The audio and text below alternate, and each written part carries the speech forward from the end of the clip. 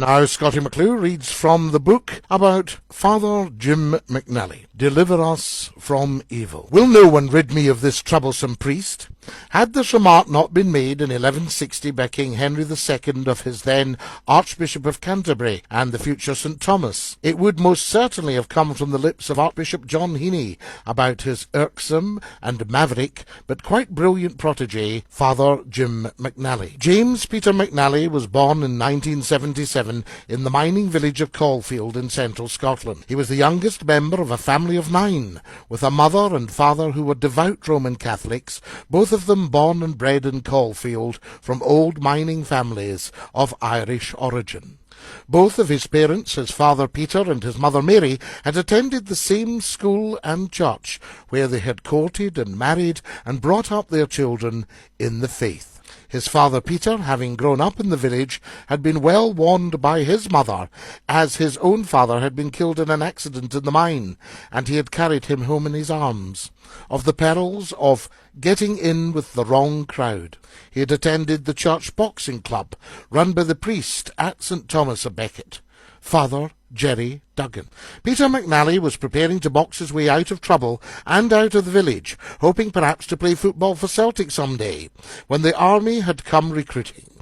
Peter was impressed by the Land Rovers and armoured cars and by the smart appearance of the recruiting sergeant and the swaggering pitch and patter of all the members of the recruiting team, and he found himself very quickly fired up by the idea of escaping from a future where the pit was offering up its last, threatened with almost certain closure, general uncertainty and anxiety was acute, and the possibility of an entirely bleak life of penury almost a given. He immediately signed up, and at 17 kissed goodbye to his young wife and childhood sweetheart, and his recently born child, and passed out of Caulfield and off to serve Her Majesty the Queen, becoming a career infantryman with the 1st Argyll and Sutherland Highlanders, where he was to spend the next 15 years of his life.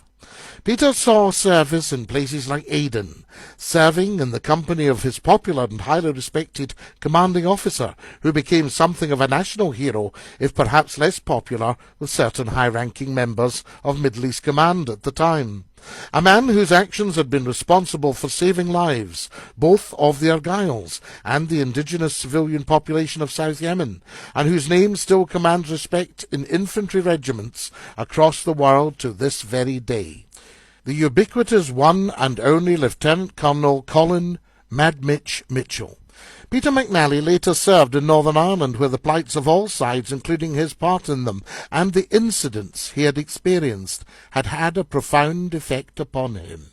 When he was home on leave, Peter McNally would engage his children with tales of DINKY-DOO from his time spent in the Argylls, that happy band of brothers, the exploits of Colonel Mitch and his distinguished brother officers, right down the chain of command, all of whom displayed such great leadership qualities.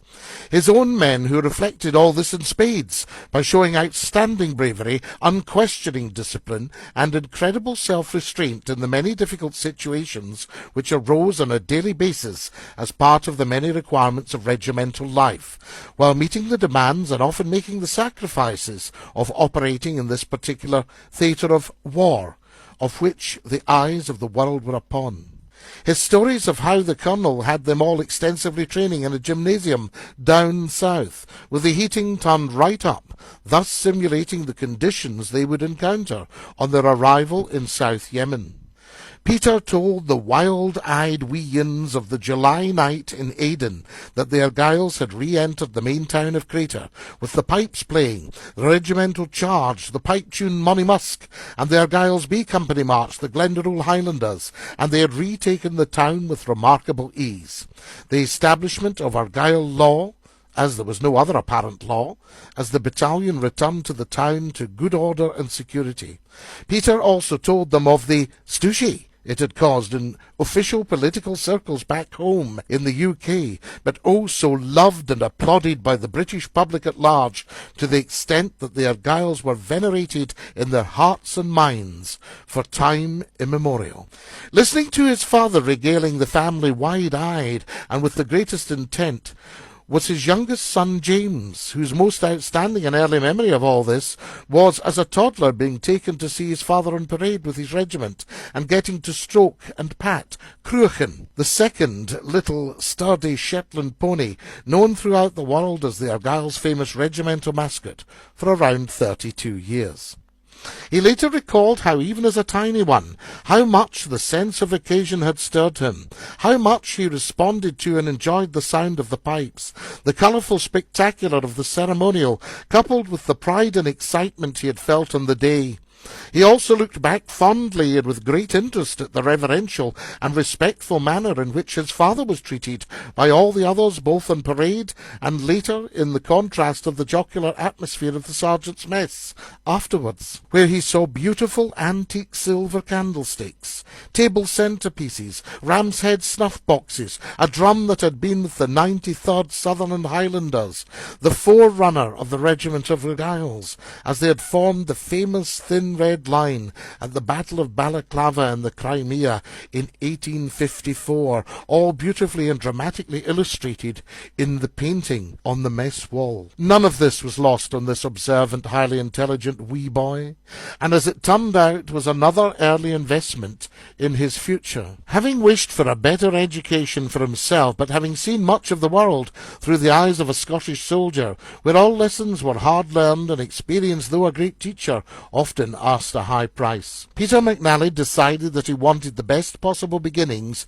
for his children, and he knew from all his experiences that he had broadened his thinking that the best was possible. If you played fair and played by the rules, if you played up and played the game and trusted in God and the CO, the best that could be provided from within the economical constraints and restraints of time and money that being a patriarch of a large Catholic family would allow and enable, not for him the endless nights of drunkenness, alcoholism, wife-beating, hurt, anger, debt with all the violence that accompanies it, and a hopelessness of which many households in that economically challenged area where there was great want and affected any members of the family who had often borne everything in solitude and silence.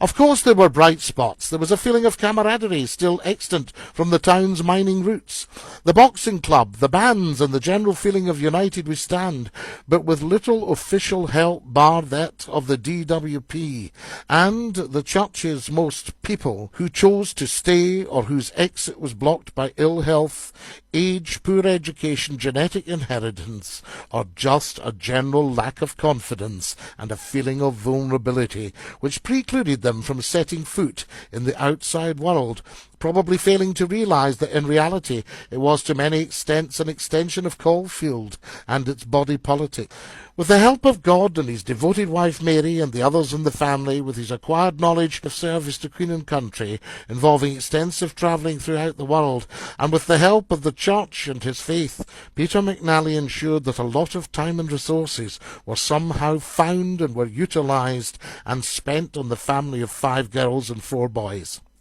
Although the others lacked for little, much of this gathered abundance was harvested, investment of time and love from the others centred upon the youngest, the bright wee boy, affectionately known as Oor Jim. Such was the rock from which J.P. was hewn. Like his father and mother before him, although he barely really saw or knew Peter for the first 14 years of his life, until he came out of the army at 42 with the rank of sergeant, Jim grew up in Caulfield, and his most important years, the formative ones, were spent in and around the town and its environs, where he experienced, despite the political presence of the police, that the law of the jungle prevailed, along with the Darwinian theory of the survival of the fittest,